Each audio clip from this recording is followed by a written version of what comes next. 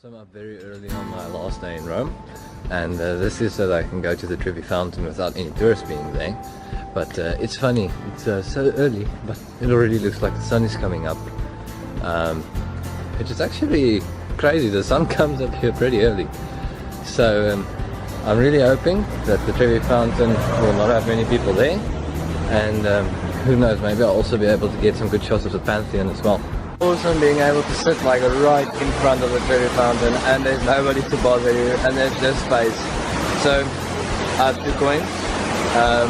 The first time I tried it was a complete failure because I couldn't keep the camera steady, but now because I can sit so close, I'm gonna try again. So the first one is usually so that you will come back to Rome. Now look, I have to come back because some of the Colosseum lights weren't working. So I already know I'm gonna come back, but here's the coin for coming back to Rome. And there it goes. The second coin is to get married. So in short, Esther, for Magnus and Shaw and Anton, them will understand. Let's see where I will find you. And this is the second coin to get married. So just to give an idea, all the coins are collected each evening and then it's distributed to charities and to the poor.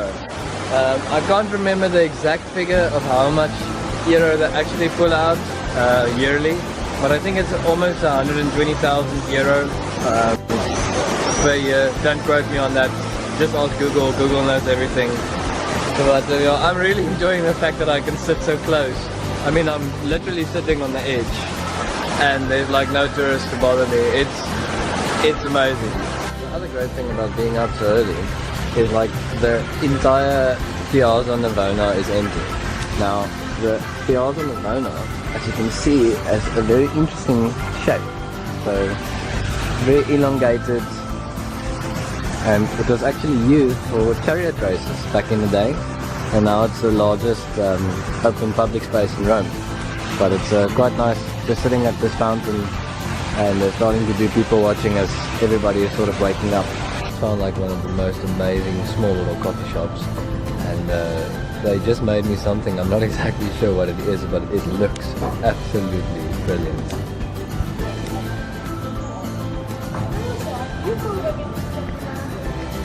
So yeah, I can't wait to dig in, and I'm so happy that I actually found this place.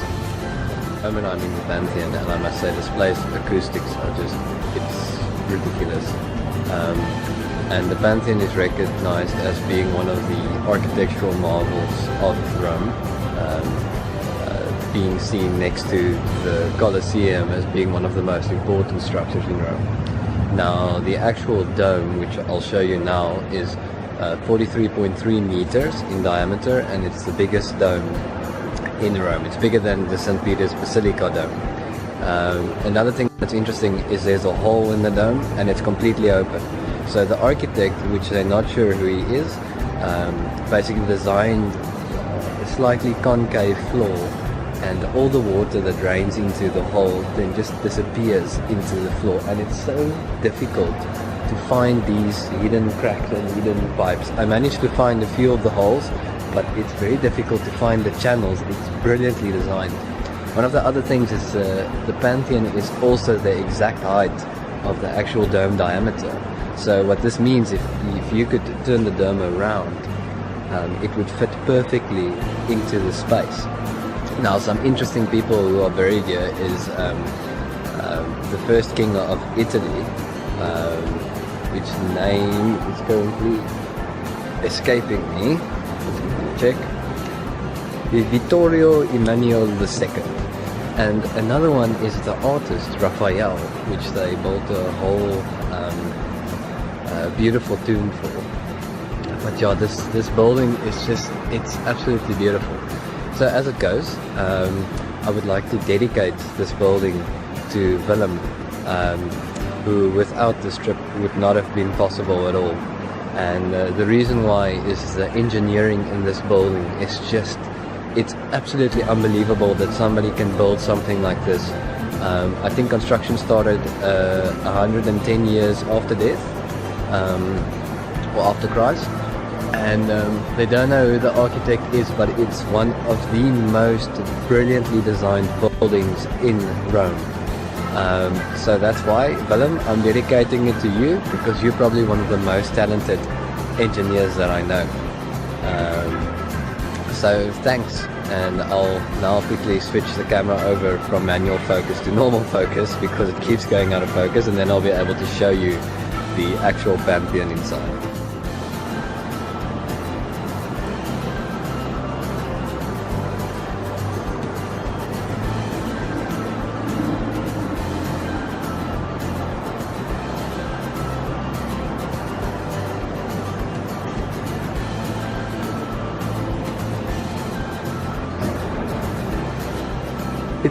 It's so difficult to really capture the scale of the sphere, but being the largest sphere in Rome,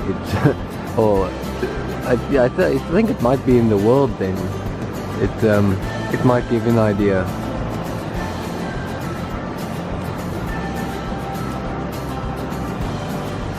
And then these sneaky little holes. So this whole floor is concave, and the only place where I could manage to find some of the drain pipe holes are these four here. But apparently, in the cracks of the floor, there's also hidden drain pipes. But it's very, very difficult to actually see them and find them, but they are there. So this is just such a crazy building. Decided to try and avoid walking today, and thus I'm being all touristy and stuff, and then this bus. It's actually pretty awesome. I've learned so much. The big statue in front of that building that looks like a typewriter photo, this guy's mustache is 1.5 meters long. Random useless fact of the day, but I found it quite interesting. A trip to Rome won't be a trip to Rome if you don't come and visit the Hard Rock Cafe in Rome. It's just amazing. Every time I walk into Hard Rock Cafe, it's like you're walking in to the presence of music legends. So this shout out definitely Quentin, to you my brother. Let's see what happens. Who knows, maybe one day one of your sketches will end up on one of these walls. It will be absolutely awesome, and it will be pretty cool if it's like a Hard Rock Cafe in some distant place of the world like Venezuela or stuff, because then we have an excuse to go there then.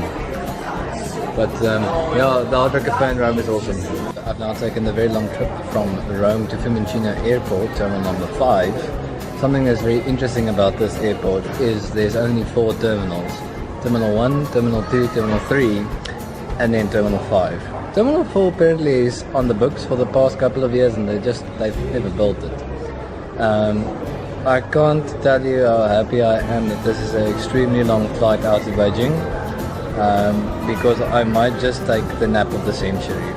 So I think I'm really gonna sleep very well. I'm flying in about 2 hours from now. So at this stage I'm just wondering, this very random terminal number 4, it takes like half an hour from the actual airport to get here. It's like an old warehouse hangar that they've converted into a terminal.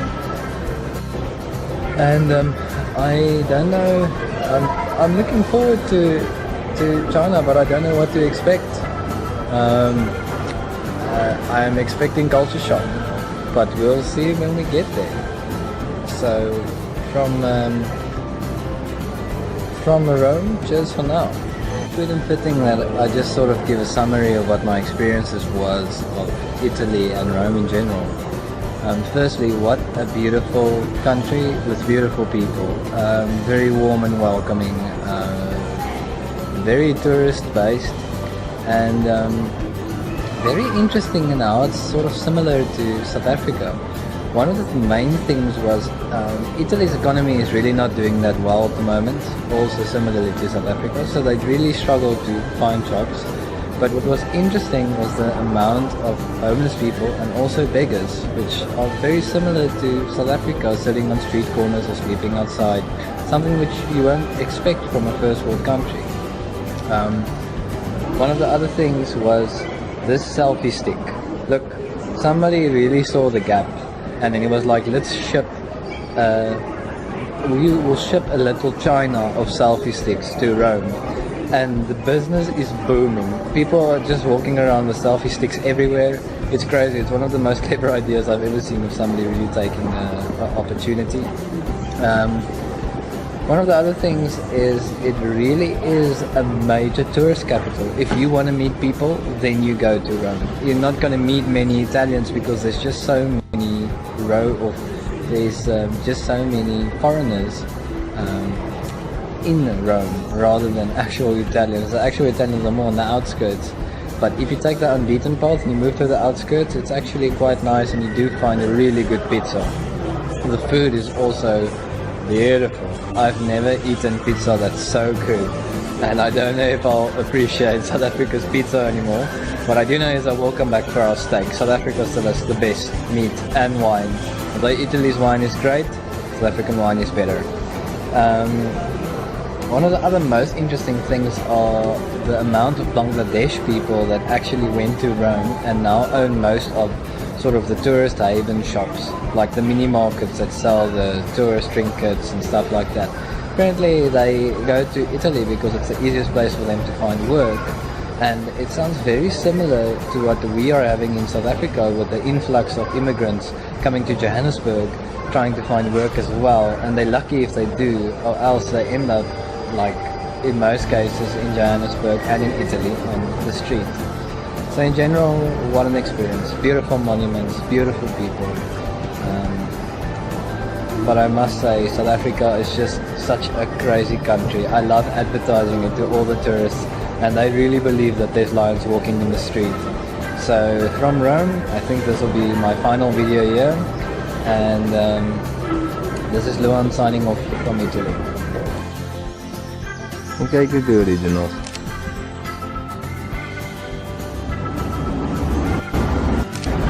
At Trevi Fountain, and there's literally like 6 tourists here, and that's all.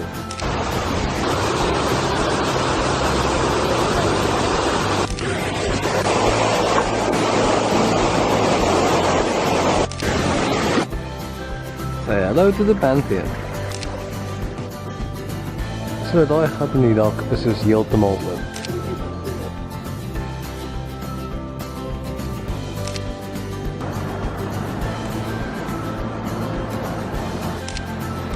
Idea I can give you of what it looks like inside the Sistine Chapel.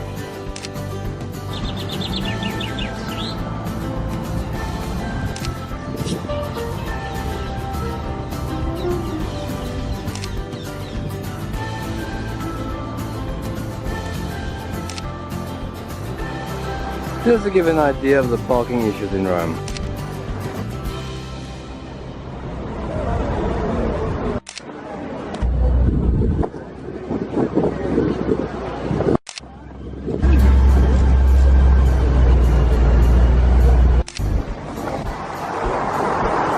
That's an ancient aqueduct.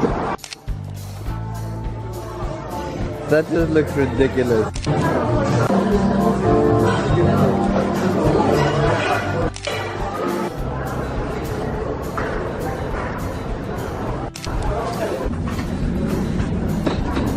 Cheers, Italy!